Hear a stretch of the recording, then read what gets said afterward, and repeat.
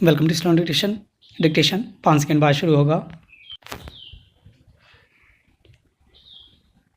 Ready start. धर्म मंगलमय जीवन का आधार है। यह पुरुषार्थ सिद्धि का प्रथम और अंतिम सोपान है।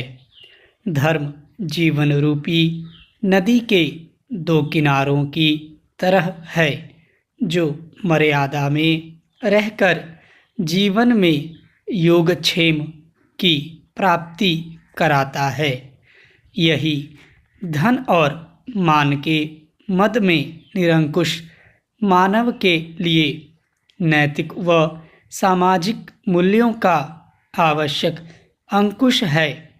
धर्म दुर्गम जीवन पथ पर इंद्रिय रूपी अनियंत्रित अश्वों को नियंत्रित करने के लिए पवित्र वल्गा है। जीवन की लंबी यात्रा को सुगम बनाने के लिए सुरुचिपूर्ण पाथेय है। यही मानवता के पथ का संवाहक बन सभ्य समाज का निर्माण करता है। यदि स्वार्थवश लोगों ने धर्म को आधार बनाकर गलत परंपराओं का पोषण किया तो इसमें धर्म का क्या दोष। ऐसे में धर्म का वास्तविक और आदर्श स्वरूप समझना आवश्यक है। वस्तुतः धर्म ही इस जगत को धारण करता है, अन्यथा अधर्मी समाज को नष्ट होने में एक पल भी नहीं लगता। इसीलिए महाभारत में कहा गया है कि धर्म वह है जो समाज को धारण करे। वैशेषिक दर्शन के अनुसार जो अभ्युदय और निःश्रेयस की प्राप्ति कराए, वही धर्म है। शास्त्रों ने आचारः परमो धर्मः कहकर सदाचार को नहीं सत्या परो धर्मः कहकर सत्य को तथा अहिंसा परमो धर्मः कहकर अहिंसा को सबसे बड़ा धर्म माना है। मानस में तुलसीदास कहते हैं, परहित सरिस धर्म नहीं भाई, अर्थात परोपकार के समान कोई धर्म नहीं।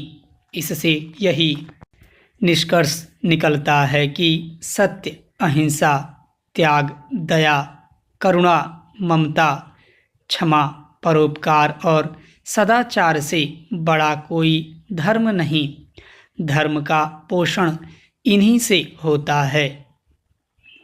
अतः जब मनुष्य इन्हें अपने जीवन का आधार बनाकर आचरण करता है, तब न केवल धर्म का वरन समाज और देश का भी पोषण होता है।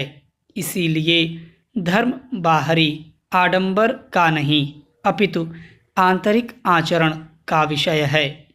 जैसे भिन्न भिन्न रंग रूप वाली गायों का दूध एक ही रंग का होता है, उसी प्रकार सभी धर्मों का मूल स्वरूप और स्वभाव भी एक है।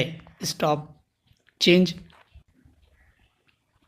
महाराष्ट्र की उद्धव ठाकरे सरकार और राज्यपाल भगत सिंह कोश्यारी के बीच चल रहा युद्ध थमने का नाम नहीं ले रहा। विराम। दोनों के मध्य पिछले महीनों में टकराव के जितने भी वाकये हुए, उनमें कहना मुश्किल है कि कौन दोषी और कौन पाक साफ है। विराम। ताज़ा विवाद राज्यपाल को उत्तराखंड यात्रा के लिए महाराष्ट्र सरकार का विमान नहीं देने का है। विराम। राज्यपाल कार्यालय का कहना है कि सारी औपचारिकताएं पूरी करने के बाद भी उन्हें उत्तराखंड यात्रा के लिए सरकारी विमान नहीं दिया गया। विराम। बाद में वे नियमित उड़ान से देहरादून गए। पैराचेंज। उधर महाराष्ट्र की सरकार ने आरोपों को नकारते हुए कहा है कि सरकारी विमान से यात्रा के कुछ नियम हैं। विराम। इनके उल्लंघन की अनुमति किसी को नहीं होती। विराम। फिर राज्यपाल तो स्वयं संविधान के संरक्षक हैं। विराम। सरकार ने सारा दोष राज्यपाल सचिवालय पर डाला है। विराम। आजकल देश प्रदेशों में जैसी राजनीति हो रही है उसमें यह बता पाना बड़ा मुश्किल है कि किसी घटना के लिए कौन जिम्मेदार है। हाँ, इतना अवश्य कहा जा सकता है कि एक के बाद एक होती ऐसी घटनाओं से भारतीय लोकतंत्र शर्मसार हो रहा है और उसमें राज्यपाल पद की गरिमा धूल धूसरित हो रही है। विराम। यह पहला मौका नहीं है जब राज्यपाल विवादों में आए हों। विराम।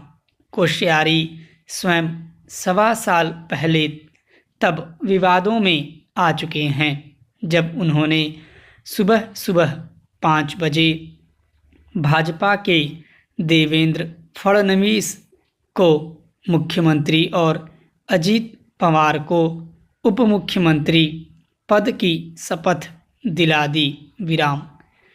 बहुमत के अभाव में वह सरकार तो नहीं चली, लेकिन राज्यपाल के पद पर एक और काला टीका लगा गई। विराम। प्रश्न। कोश्यारी को हवाई जहाज मिलने या न मिलने का नहीं, बल्कि राज्यपाल पद की गरिमा का है। विराम। कहा नहीं जा सकता कि लोकतांत्रिक भारत में पहले ऐसी घटनाएं कभी नहीं हुई। विराम। बेशक हुई हैं। विराम।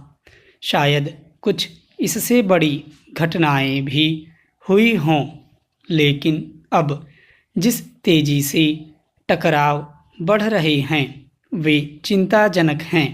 पैराचेंज। केंद्र राज्य में अलग अलग राजनीतिक दलों की सरकार आते ही यह टकराव सामने आ जाता है। विराम।